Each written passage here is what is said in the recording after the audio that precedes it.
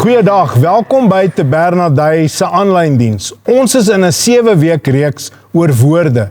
Ons is nou by week 4 en ons sê tongfeite. Spreuke 18 vers 21 is ons kernteks vir hierdie reeks en dit sê die tong het die mag oor die dood en oor die lewe. Hulle wat lief is om te praat, moet saamleef met die gevolge van hulle woorde. Ons woorde stel lewe of dood vry. Jakobus 3 begin met 12 verse oor die tong. Vers 1 en 2 sê, my broers en susters, julle moenie almal leermeesters wil word nie, want julle weet dat God ons, wat leermeesters is, strenger as ander sal beoordeel. Ons maak almal baie foute, maar 'n mens wat sy tong in toom kan hou, kan dit ook met sy hele liggaam regkry. So iemand wat selfbeheersing op sy of haar tong kan toepas, sal waarskynlik ook selfbeheersing op die res van sy of haar lewe kan toepas. As jou lewe buite beheer is, ten opsigte van goed soos welis, geld, eet, verslawing ensovoort, as jy jou tong in toom kan kry, sal jy die res van jou lewe ook kan uitsorteer. Daar's 4 merkwaardige tongfeite. Die eerste een, die tong is buite verhouding kragtig. Vers 3 tot 5 sê, net as ons stange in hulle bek gesit het, gehoorsaam perde ons en het ons die hele dier onder beheer. En 'n klein roertjie maak 'n groot skip draai, net waarheen die stuurman wil hê, selfs wanneer sterk winde waai. So is die tong ook iets kleins en tog kry dit groot dinge reg. 'n Klein vuurtjie kan 'n groot bos aan die brand steek. Fiks jou tong en jy fiks jou lewe en liggaam. Jou tong is nie net kragtig nie, dis buite verhouding kragtig. Baie klein, maar in staat om groot skade of groot seën te bewerk. Daar was 3 goed wat hy gesê het, die stang in 'n perd se bek, die roer van 'n boot of 'n klein vuurtjie. Klein dinge wat 'n groot effek het, en so is jou en my tong. Die tweede ding is, jou tong is inherent boos. Menslike natuur maak dat ons gebore is met bose tonge.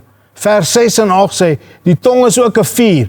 Dit is vol dinge wat jou verhouding met God kan bederf. Dit kan jou hele liggaam in vlamme laat opgaan, want die duiwel steek dit aan. Maar geen mens kan die tong tem nie. Dis 'n onbeheerbare kwaad, vol dodelike gif.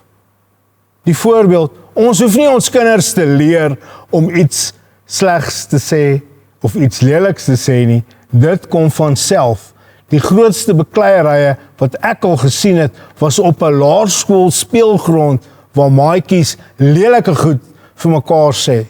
Ons moet hulle die hele tyd leer om mooi en beleefde goed te sê. Die default setting van die tong is om te verwoes. En daarom het ek en jy nodig om hierdie tong aan die Here oor te dra en vir die Here se hulp te vra. Die derde punt is, jou tong is menslik gesproke ontembaar. 'n Mens kan dit nie mak maak nie. Vers 7 en 8 sê, die mens kan elke soort dier, voël, reptiel en seedier mak maak, maar geen mens kan die tong tem nie. Dis 'n onbeheerbare kwaad, vol dodelike gif. Mens of mankind is geen man of vrou kan dit tem nie. Dis menslik onmoontlik, maar God kan enige iets doen. Die een wat ons geskep het en vir ons die Owner's Manual, die Bybel geskryf het, dis hy wat dit kan tem wanneer ons sy woord begin toepas. Die laaste punt is, jou tong is kontrasterend produktief. Met ander woorde, dit kan goed of sleg produseer. Vers 9 tot 12 sê, partykeer loof daardie tong ons Here en Vader en ander kere vloek dieselfde tong mense wat na die beeld van God gemaak is. Dit beteken dat ons lof en vloek uit dieselfde mond kom. Dit kan tog nie so wees nie, my broers en susters. Kan 'n fontein uit dieselfde oog soet en bitter water opborrel? Kan jy olywe van 'n vyeboom afpluk of vye van 'n druiwestok net so min as 'n brakbron vars water kan voorbring? Die tong kan iets doen wat die natuur nie kan doen nie. Dit kan soet en bitter water uit dieselfde fontein, verskillende vrugte uit dieselfde boom uit hê. Maar eintlik sê hy, ons moenie dit doen nie. Want ons kan nie een oomblik met ons mond en met ons tong God verheerlik, maar die volgende oomblik dan vervloek ons die mense om ons nie. Wat gaan aan in die fontein van jou hart? Want as jy 'n bitter hart het, gaan die fontein oorloop van bitter water. Maar as jou hart soet begin raak in die Here se teenwoordigheid, dan is die water of die woord wat uit dit kom, dan soet en vars. So kom ons vra die Heilige Gees om ons hierdie week te help, om ons hart skoon te kry, sodat die woorde wat uitkom, skoon sal wees. Kom ons bid net saam. Here, dankie dat ons na U toe kan kom. Ons bring ons tonge vandag na U toe.